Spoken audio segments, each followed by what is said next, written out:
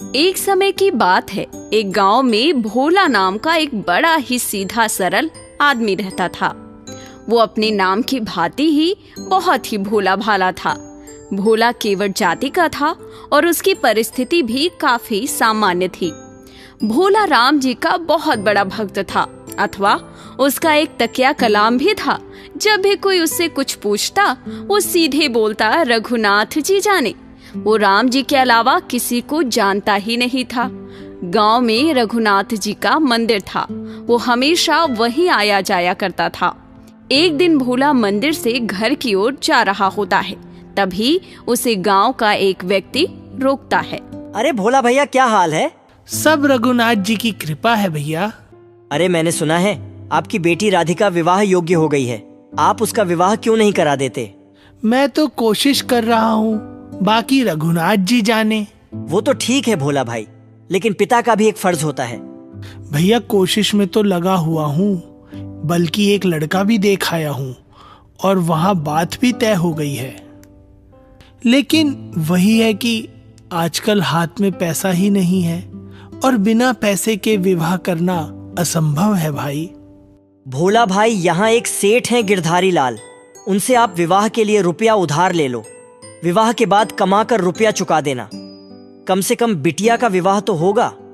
तुम सही कह रहे हो भाई, मैं अभी जाकर उनसे बात करता हूँ। काम बना तो ठीक, नहीं तो रघुनाथ जी जाने। व्यक्ति की बात मानकर भोला केवट सेठ गिरधारी के पास गया कुछ रुपए उधार मांगने। राम राम सेठ जी। राम राम भोला, राम राम। आओ बैठो, बताओ कैसे आना हुआ? सेठ जी, मेरी बिटिया विवाह योग्य हो चुकी है और उसके विवाह के लिए 2 लाख रुपए उधार चाहिए थे।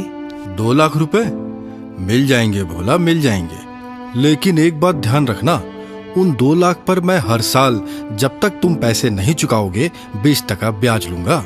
मंजूर है सेठ जी, सब मंजूर है। मंजूर है, ठीक है, फिर आगे की लिखा पढ़ी कर लेते हैं।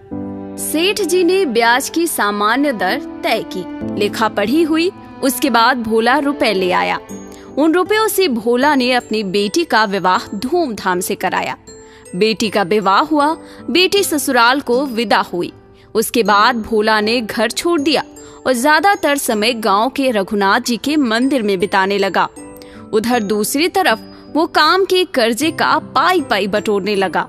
1 साल के अंदर ही उसने सभी पैसे बटोर लिए और वो रुपया लेकर सेठ जी को वापस करने पहुंच गया। सेठ जी राम राम। सेठ जी, ये लीजिए आपके पैसे, 20% ब्याज के साथ, जैसा आपने बोला था। अरे वाह भोला, तुमने तो पैसा समय से पहले चुका दिया। बढ़िया है, चलो मैं इसकी रसीद बना देता हूँ कि तुमने मुझे सूद समेत सारे पैसे लौटा दिए। लो भोला, पढ़ लो, क्या लिखा है इसमें?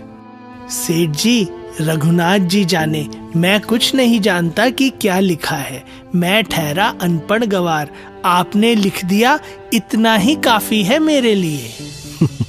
अरे ये भोला तो सच में बहुत भोला है। ये सही मौका है इसको पागल बनाने के लिए। भोला, एक काम करो, ये कागज हमें दे दो और तुम जाकर मेरे लिए जरा पानी लेके आओ। सेठ की बात मान भोला पानी लेने गया तो सेठ ने वो रसीद अपने पास रख ली और उसकी जगह एक कागज पर कुछ ऐसे ही लिखकर केवट को दे दिया। केवट कागज लेकर मंदिर आ गया। उसने रसीद रघुनाथ जी के चरणों में चढ़ाकर अपने कमरे में रख दी। अब वो बेफिक्र हो गया था। एक दिन भोला घर की ओर जा रहा होता है, तभी सेठ गिरधारी उसे रोक लेते हैं।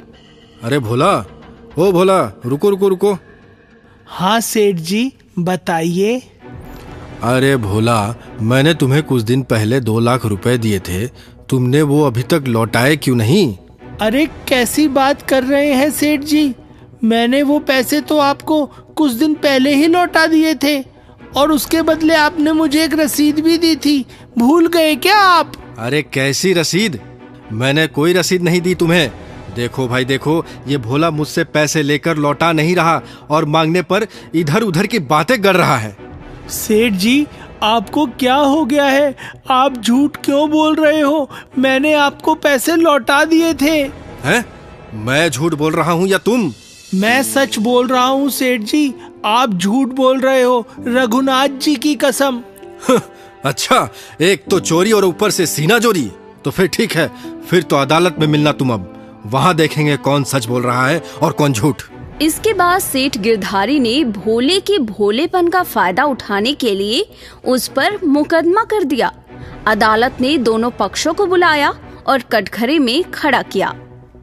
हाँ बताइए, क्या समस्या है?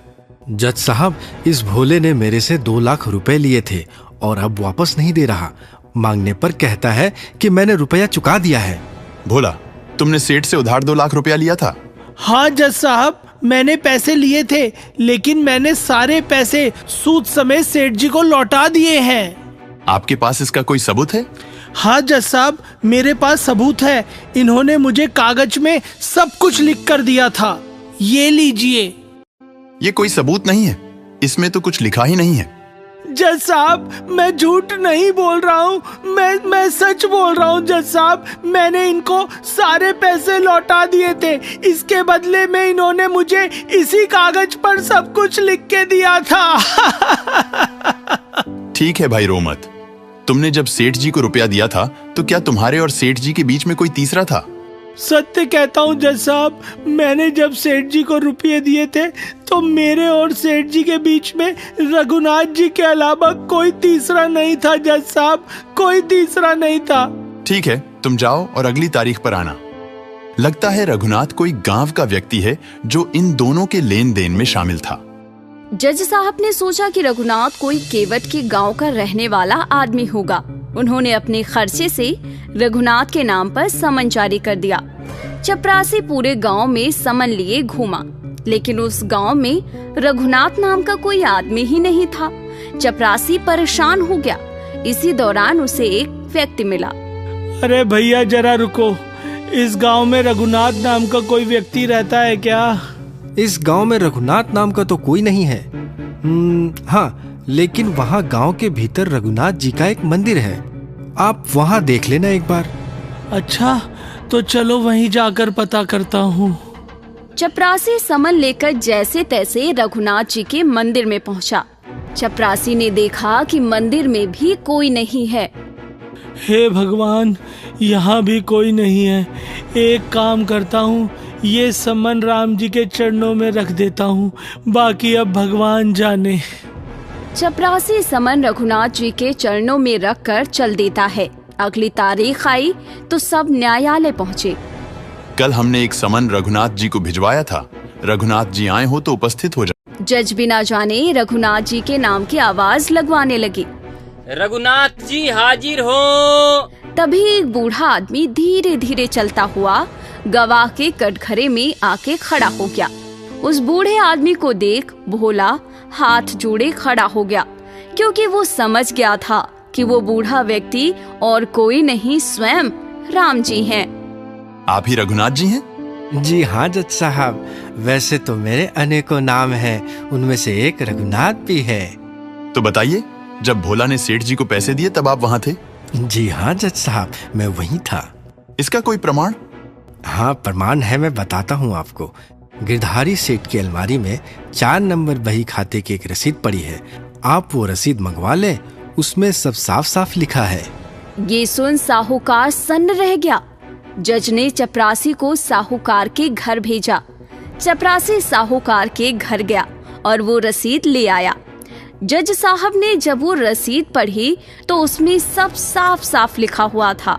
जज साहब ने सेठ को दोषी पाया, उसे सजा दी और भोला को बरी कर दिया। ये सब होने के बाद गवाह के वेश में आए राम जी भी वहाँ से चले गए। अब जज साहब ने भोला को अलग से बुलाकर पूछा, भोला, क्या ये रघुनाथ जी तुम्हारे गांव में रहते हैं? मैंने बहुत से गवाह देखे, पर जैसा रोमांच मुझे इन्हें देखकर हुआ वैसा कभी नहीं हुआ। हाँ जज साहब, रघुनाथ जी वही है जिनका मेरे गांव में मंदिर है। क्या इन्होंने मंदिर बनवाया है? लेकिन वेशभूषा से लगता नहीं है कि इनके पास इतना धन होगा।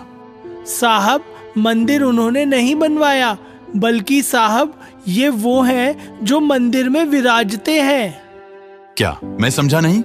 जज साहब, ये स्वयं रघुनाथ भगवान है।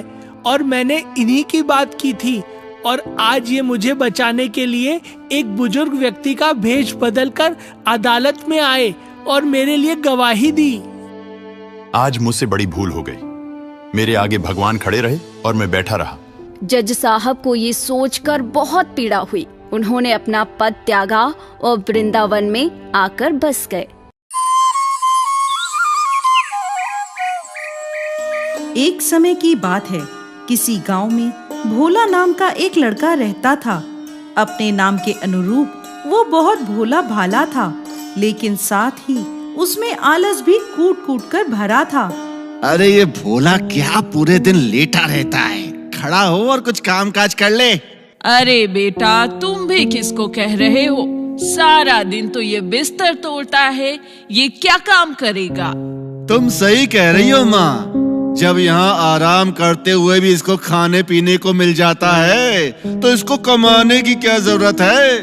2 दिन खाना पीना मत दो इसको, अकल ठिकाने आ जाएगी इसकी।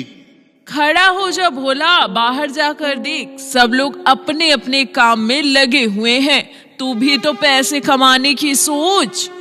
भोला अब इस रोज रोज के झंझट से परेशान हो गया था। गुस्से में आकर वो अपना घर छोड़कर जंगल की ओर चल दिया। घने जंगल के बीचों बीच उसे एक आश्रम दिखा। उसने देखा कि आश्रम में एक गुरुजी हैं, जिनके साथ उनके शिष्य रहते हैं। वो सभी लोग मंदिर में पूजा अर्चना करते हैं, खाते पीते हैं और आराम करते हैं। तो वो मन ही मन सोचने लगा, हाँ, ये जगह रहने के लिए बिल्कुल सही है। यहाँ कोई काम दाम तो करना ही नहीं है, बस आराम करना है और पूजा करनी है। पूजा तो मैं कर ही लूंगा। ऐसा सोचकर भोला उन गुरुजी के पास गया और बोला, प्रणाम गुरुजी, मैं दूर गांव से आया हूँ। क्या मैं आपके साथ यहाँ पर आपके आश्रम में रह सकता हूँ? हाँ हाँ, क्यों नहीं, तुम हमारे साथ अवश्य रह सकते हो। लेकिन एक समस्या है गुरुजी, मैं कोई काम नहीं कर सकता। काम करने की सोचते ही मुझे आलस्य आ जाता है। कोई बात नहीं, वैसे भी यहाँ कोई काम नहीं करना है, बस पूजा पाठ ही करना है। हाँ हाँ गुरुजी, पूजा पाठ तो मैं आराम से कर लूंगा। अब भोला उस आश्रम में रहने लगा। सुबह उठता, पूजा पाठ करता, पेट भर खाना खाता और पूरा दिन आराम करता। माँ और भाई ने तो मेरा जीना ही दुश्वार कर रखा था। कहते थे बिना मेहनत करे 2 वक्त की रोटी नहीं मिलती। अब कोई उन्हें जाकर बताए कि कैसे मैं बिना मेहनत किए ही पेट भर भोजन करता हूँ। समय पर भोला को भोजन मिल जाता था। वो आश्रम में आराम की जिंदगी जी रहा था, इसलिए पूजा पाठ बड़ी मेहनत और लगन के साथ करता था। एक दिन पूजा पाठ भजन कीर्तन करके भोला रसोई घर में भोजन करने गया तो देखता है कि आज तो भोजन की कोई तैयारी नहीं हुई। वो दौड़ा दौड़ा गुरुजी के पास गया। गुरुजी, आज भोजन नहीं बनेगा क्या? नहीं भोला, आज एकादशी है। आश्रम में सभी एकादशी का व्रत रखते हैं, इसलिए आज आश्रम में भोजन नहीं बनेगा। तुम भी एकादशी का व्रत रख लो। नहीं नहीं गुरुजी, मुझसे ये व्रत नहीं होगा। मैं भूखा नहीं रह सकता गुरुजी। यदि मैं भूखा रहा तो कल का सूरज भी नहीं देख पाऊंगा। मुझे बहुत भूख लगी है गुरुजी। ठीक है भोला, अगर ऐसा है तो तुम अपना भोजन स्वयं बना लो। आश्रम में कोई भी तुम्हारे लिए भोजन नहीं बनाएगा। ये सुनकर भोला सोचने लगा, कोई बात नहीं, आज एक दिन मैं अपने हाथ से ही बनाकर भोजन कर लेता हूँ। ठीक है गुरुजी, मैं अपना भोजन स्वयं ही बना लूंगा। अच्छा, तो तुम एक काम करो, रसोई से लकड़ी, आटा, दाल, सब्जी, जो सामान तुम्हें चाहिए वह सब ले लो और नदी के उस पार जाकर भोजन तैयार कर लो। एक बात याद रखना, भोजन करने से पहले भगवान राम को भोग अवश्य लगाना। जैसी आज्ञा गुरुजी, प्रणाम। अब भोला सारा सामान लेकर नदी के उस पार भोजन बनाने जाता है। जैसे तैसे भोजन तैयार करता है। अब जैसे ही वो खाना खाने बैठता है, अरे अरे, याद आया, गुरुजी ने तो कहा था पहले भगवान राम को भोग लगाना, उसके बाद ही खुद भोजन करना। पहले भगवान राम को भोग लगाता हूँ। आओ मेरे राम जी, भोग लगाओ मेरे राम जी। प्रभु राम आइए, श्री राम आइए, मेरे भोजन का भोग लगाइए।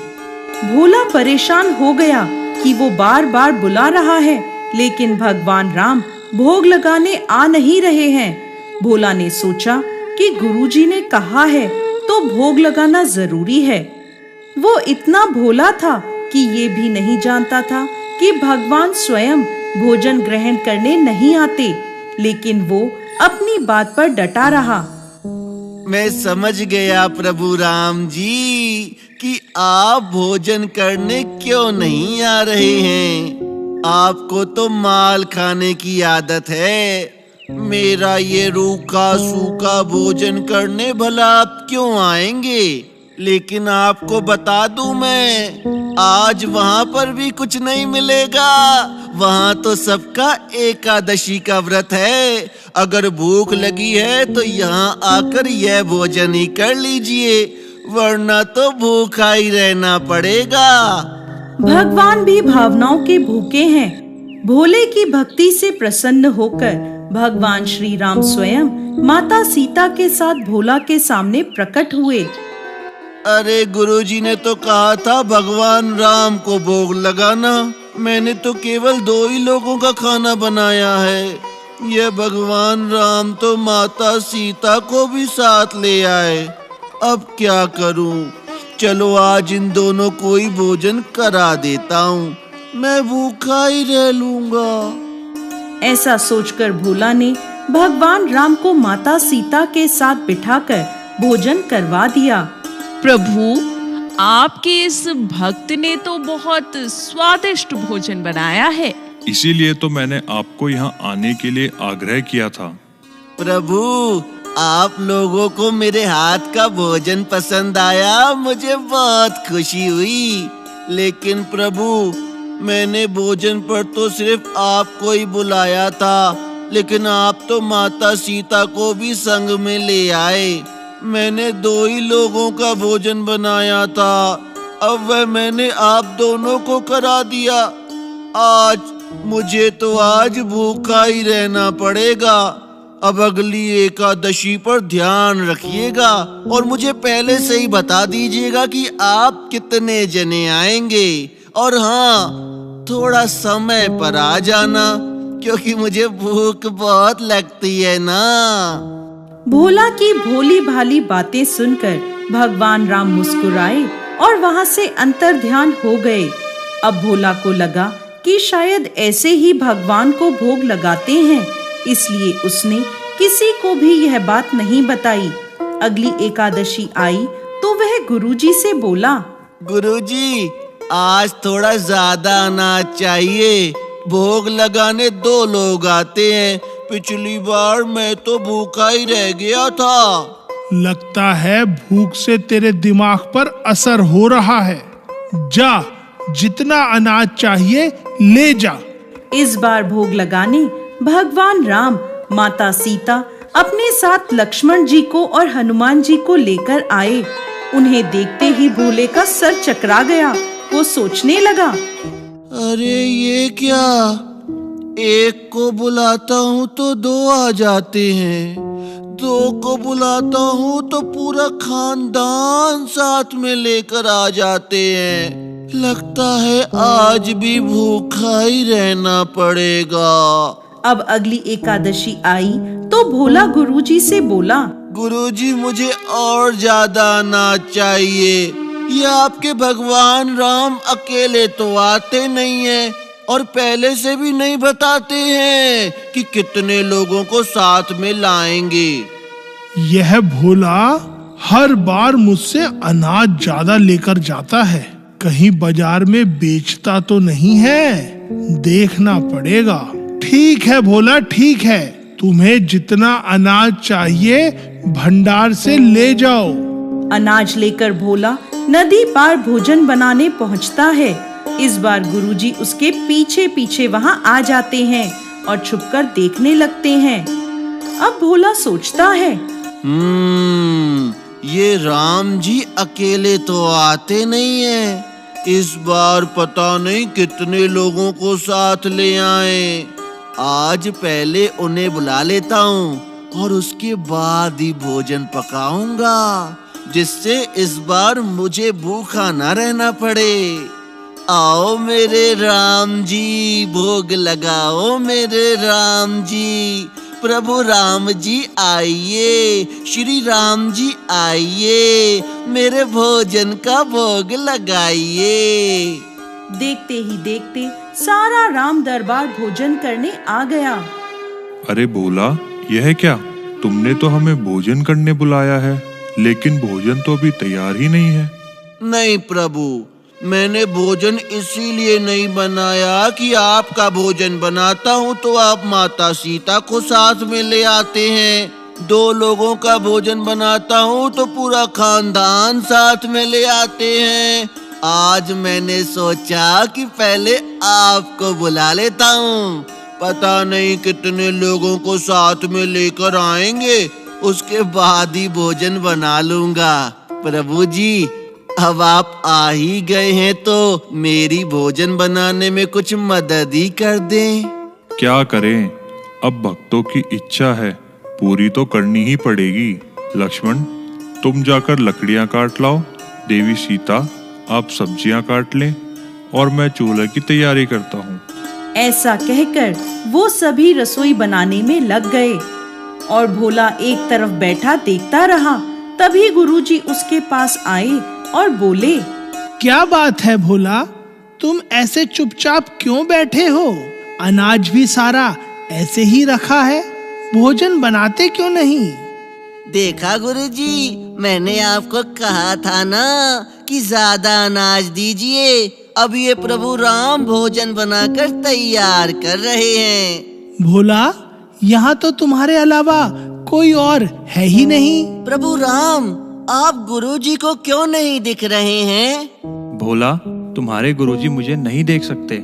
लेकिन प्रभु, गुरुजी तो बहुत ज्ञानी है, बहुत ही विद्वान है, सदैव पूजा अर्चना भी करते रहते हैं, फिर भला आप उन्हें क्यों नहीं दिख रहे? माना कि गुरुजी बड़े हैं, लेकिन वह सरल नहीं हैं तुम्हारी तरह, इसीलिए मैं उन्हें नहीं दिख सकता। सही कह रहे हो भोला तुम। मैंने सारी विद्याएं पाली, लेकिन तुम्हारी तरह मन की सरलता नहीं पाई। हे प्रभु श्री राम, मेरी आपसे यही विनती है प्रभु, मुझे अपने दर्शन देकर कृतार्थ करें प्रभु, कृतार्थ करें। तभी प्रभु श्री राम गुरुजी के सामने प्रकट हो गए और गुरुजी को भी दर्शन दिए। इस तरह एक भक्त के कहने पर भगवान श्री राम ने रसोई भी बनाई। जय श्री राम।